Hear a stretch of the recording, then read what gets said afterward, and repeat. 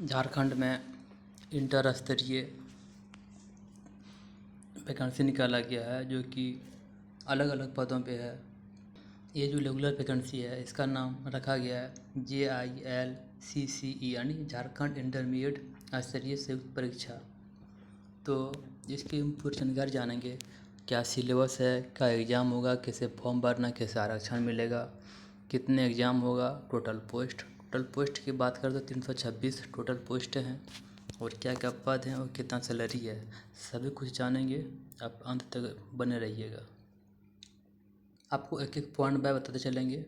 अब जैसे कि देख सकते फॉर्म फी की बात करें तो 100 रुपये लगता है जनरल के लिए और ST SC के लिए 50 रुपये। यहाँ तक तो समझ गए हैं आप। उसके बाद अलग अलग कैटेगरी वाइज यहाँ पे आपको पोस्ट दिया हुआ है। स्वास्थ्य पर्यवेक्षक विभाग में टोटल 137 सीटें देख सकते हैं। उसको इस तरह का यहाँ पे पोस्ट दिया हुआ है। और सैलरी की बात करें, इसमें कौन कौन आवेदन कर सकता है, शैक्षणिक योग्यता क्या होनी चाहिए, जैसे कि स्वास्थ्य पर्यवेक्षक के लिए जो पद हैं इसके लिए कौन आवेदन कर सकते हैं, जिसने भी इंटर ISC से किया है, यानी कॉमर्स वाला नहीं आर्ट्स वाला, सिर्फ साइंस वाला ही आवेदन कर सकता है। इसमें स्वास्थ्य पर्यवेक्षक विभाग में पे ग्रेड जो रहेगा आपका 2400 रुपया रहेगा, यानी कि 5200 से 20,200 तक। कनीय क्षेत्रीय अन्वेक्षक के लिए जो है इसमें कौन आवेदन कर सकता है, जिसने गणित रखा है इंटर में वही इसमें कर सकते हैं आवेदन। और तीसरे नंबर में जो बहुउद्देशीय स्वास्थ्य कार्यकर्ता,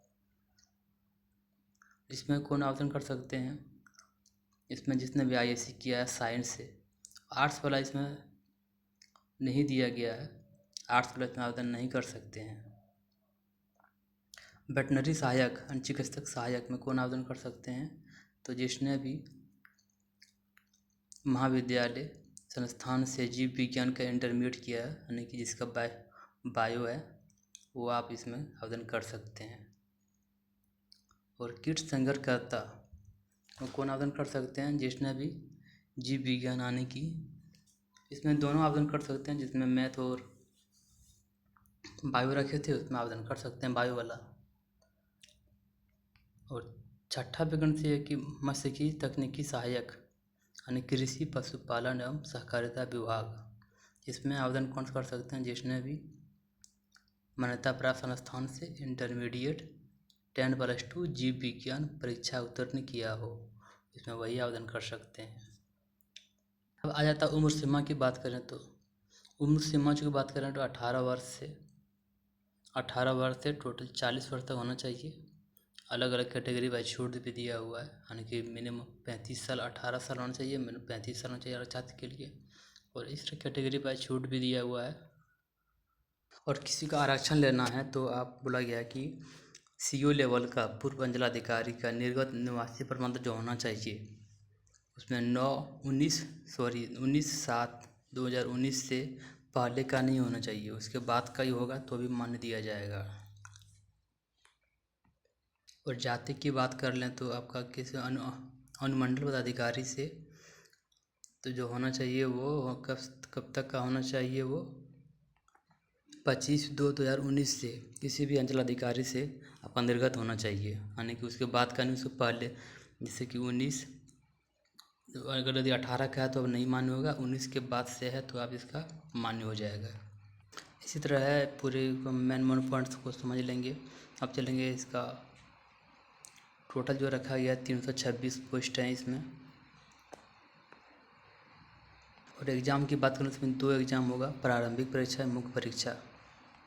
लेकिन प्रारंभिक परीक्षा और मुख्य परीक्षा होने की एक शर्त रखा गया, अगर यदि 50,000 से कम आवेदन रहने पर सामान्य यानी कि प्रारंभिक परीक्षा नहीं ली जाएगी।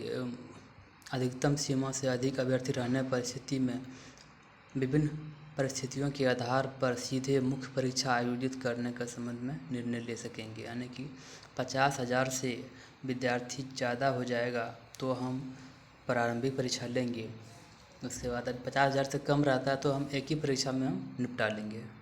तो प्रारंभिक परीक्षा का सिलेबस क्या रहेगा, कौन कौन सब्जेक्ट रहेगा प्रारंभिक परीक्षा में, अगर यदि हो तो सामान्य अध्ययन रहेगा 30 नंबर का 30 प्रश्न, और झारखंड राज्य से संबंधित 60 प्रश्न रहेंगे। सबसे मेन फोकस करना झारखंड वाले पे।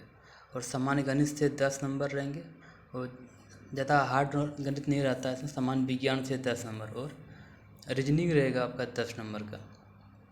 टोटल 120 प्रश्न रहेंगे। और टाइम जो दिया जाएगा, टाइम आपका 2 घंटे का दिया जाएगा। और आपको अगर यदि प्रारंभिक परीक्षा होता है तो आपको प्रारंभिक परीक्षा पास करने के लिए कम से कम आपको 40% मार्क लाना होगा। और ओबीसी के लिए, अनुसूचित जाति जनजाति के लिए 32%, पिछड़ा वर्ग के लिए आपको 37% लाना पड़ता, 36.5%।